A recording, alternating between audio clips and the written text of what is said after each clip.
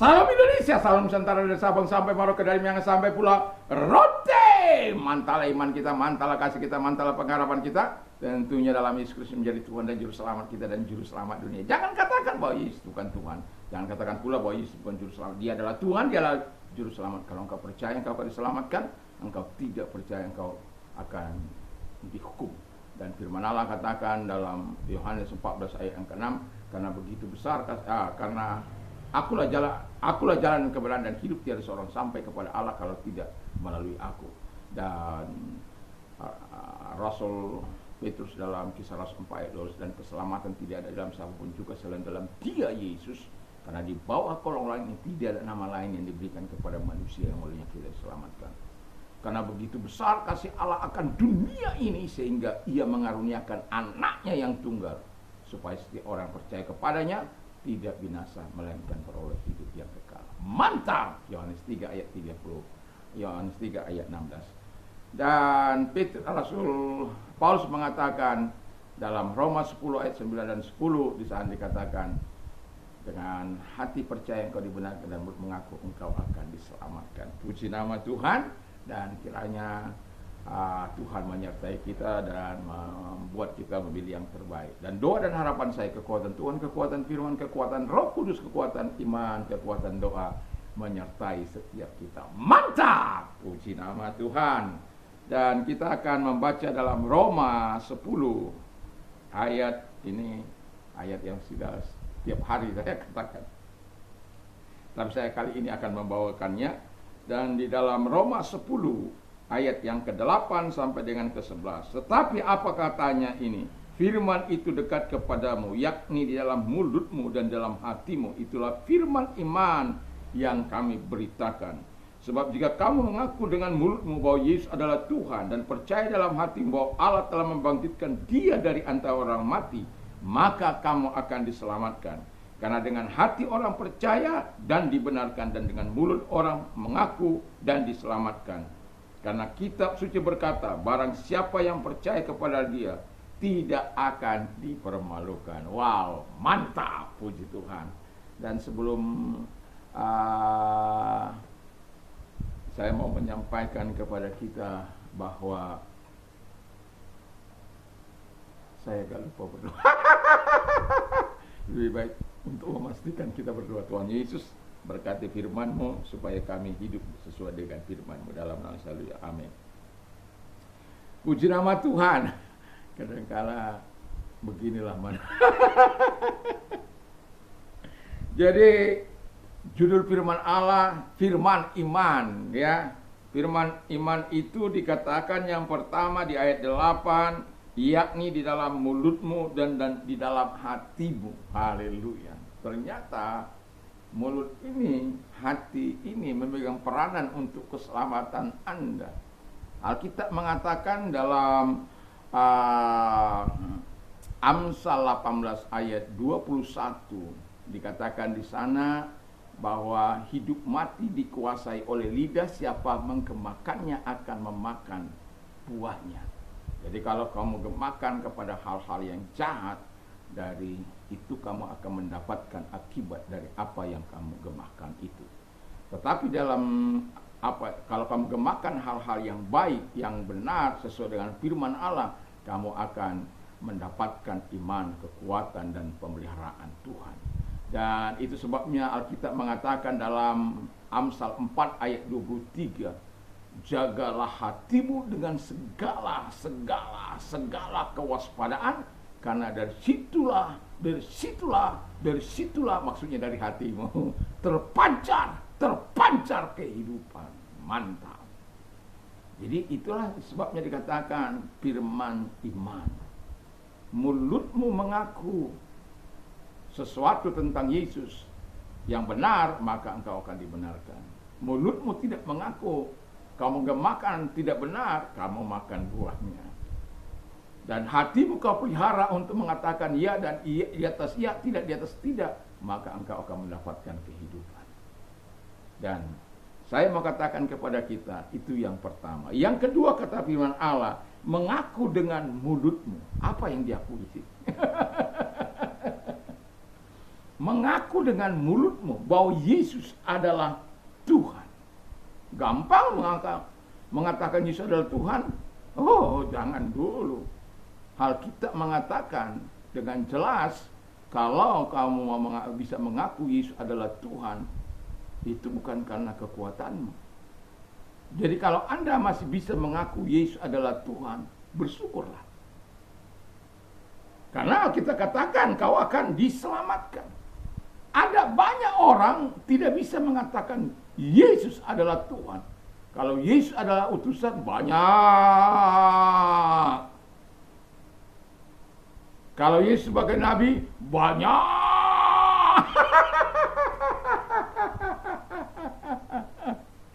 Banyak.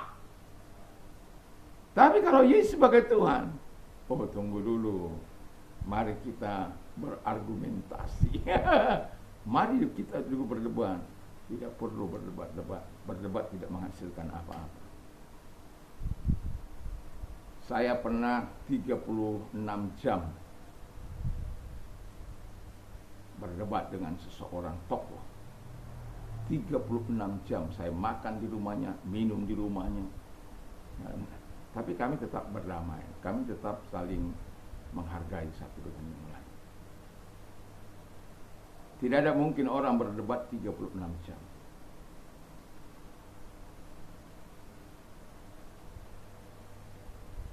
Berdebat, saya tidak katakan berdebat, berdialog ya. Karena kalau berdebat itu saling menyerang. Kami berkesimpulan, nyatakan apa yang baik daripadamu dan aku menyatakan apa yang baik daripada saya. Itu jauh lebih baik daripada tapi ada yang pernah berdebat dengan saya di sini selama 4 jam lebih. Dan saya bersyukur bahwa Tuhan itu adalah Tuhan yang baik. Dan sejak itu tidak pernah mau datang lagi ke tempat ini.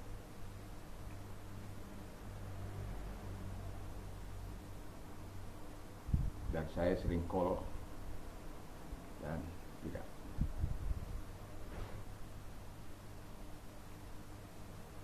Nah, yang mau saya katakan kepada kita adalah, saya tidak suka berdebat, tetapi kalau diajak berdialog, saya akan mempersiapkan apapun yang bisa saya persiapkan.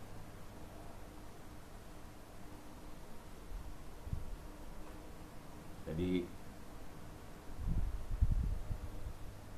setiap hari saya mencoba mengembangkan diri saya dengan cara membaca apapun yang bisa saya baca. Jadi kita sebagai orang percaya mengaku dengan mulut Yesus adalah Tuhan, kita diselamatkan. Jadi ingat. Jadi kalau mengaku dengan mulutmu, akui bahwa Yesus adalah Tuhan, engkau akan diselamatkan karena itu yang bernilai. Jadi kalau pengakuanmu kepada Yesus adalah Tuhan, bayangkan dia adalah Tuhan yang akan menolong engkau, memberkati engkau, membela engkau, menyediakan yang terbaik bagimu di masa engkau hidup masa kini, bahkan masa yang akan datang. Sebab dia adalah Tuhan.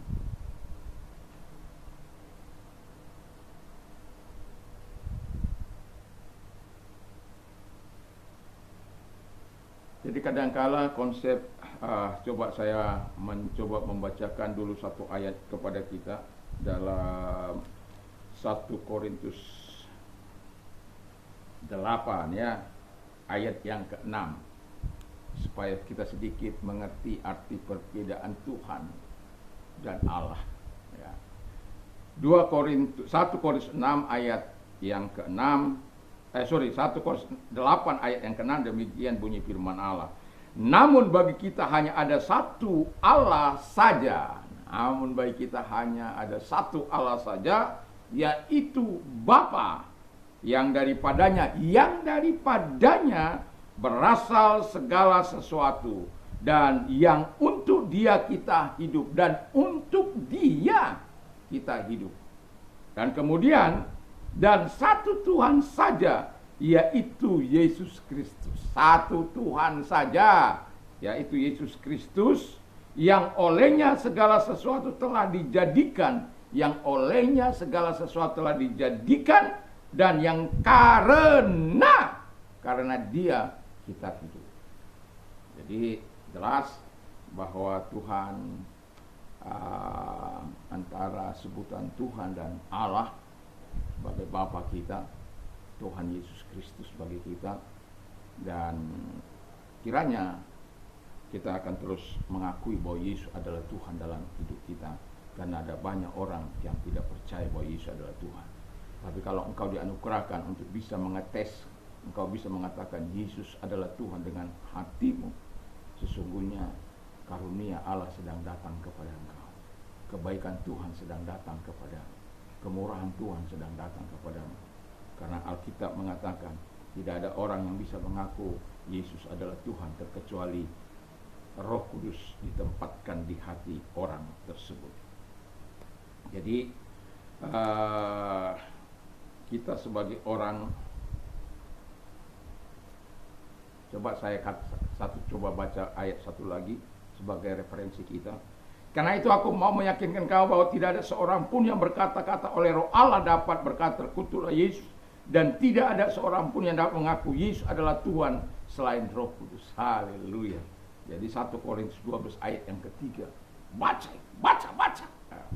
dan imani, ya. Dan kalau Anda mendapatkan anugerah yang begitu luar biasa, Anda bisa mengatakan Yesus adalah Tuhan. Kalaupun engkau saat ini sedang mendengarkan secara sepintas, coba renungkan. Kalau engkau sampai dianugerahkan kemampuan untuk mengatakan Yesus adalah Tuhan, berarti karunia Allah sedang ada padamu. Puji nama Tuhan. Dan yang terakhir, yang ketiga, katakan percaya dalam hatimu. Wow. Jadi percaya dalam hatimu, Allah telah membangkitkan dia dari antara orang mati. Masa Tuhan mati? Tuhan apa yang bisa mati? Tuhan tidak pernah bisa mati. Tuhan tidak pernah bisa mati. Tapi dalam kemanusiaan, dalam iman kami, Yesus itu adalah Tuhan 100%, dan dia Allah 100%, dan dia manusia 100%. Artinya yang mau saya katakan adalah dalam kemanusiaannya dia mati. Anda bisa nanti baca dalam, lebih baik saya baca mungkin 2 Petrus 3 1.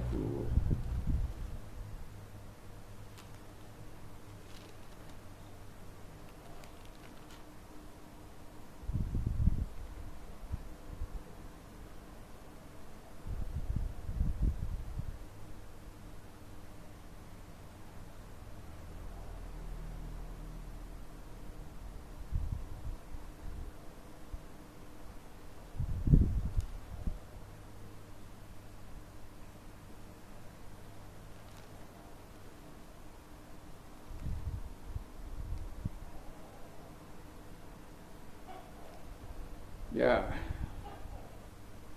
di dalam Petrus dikatakan dengan jelas, di sana dikatakan bahwa dia adalah Allah yang mati di dalam kemanusiaannya.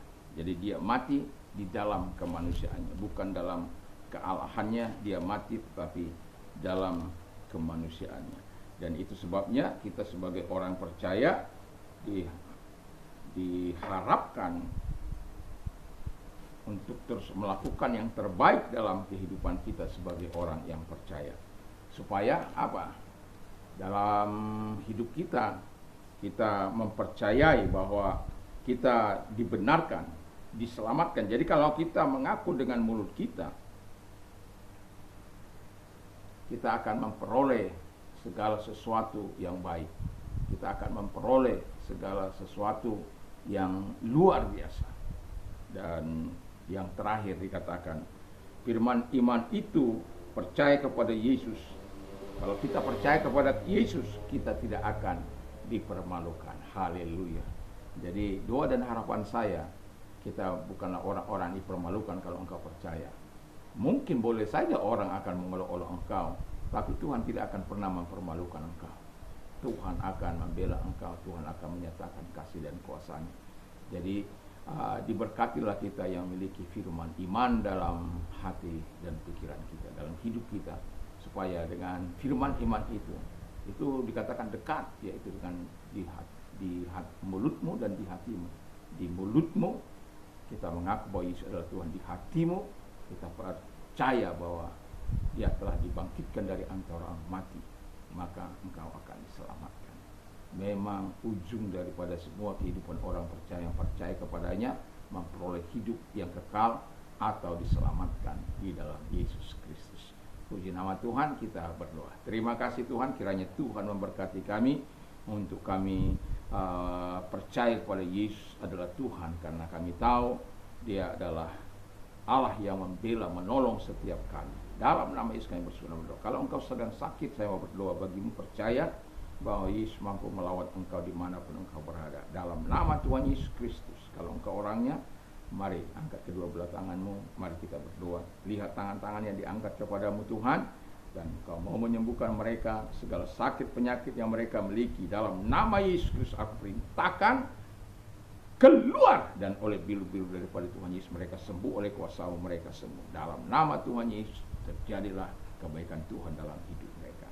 Di dalam nama Yesus kami berdoa. Dan kalau engkau sedang mengalami masalah dalam hidupmu, datang kepada Tuhan, dan jangan putus asa, tapi bertekun terus datang kepada Dia supaya kita bisa melihat kebaikan dan kemurahan Tuhan, pertolongan Tuhan.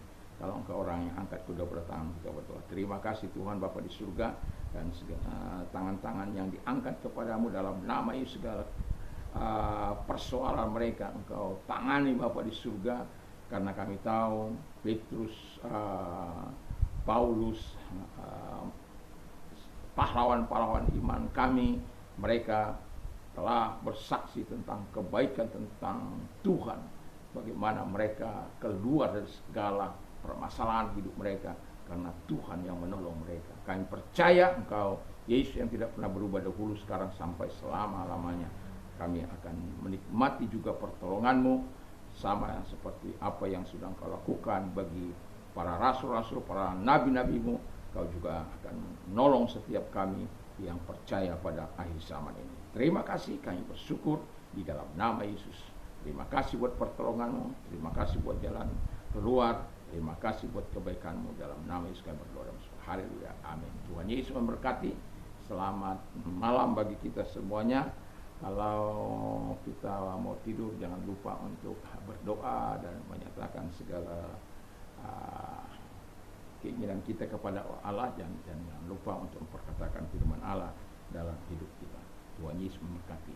Mantap, mantap, mantap. Selamat malam, selamat beristirahat.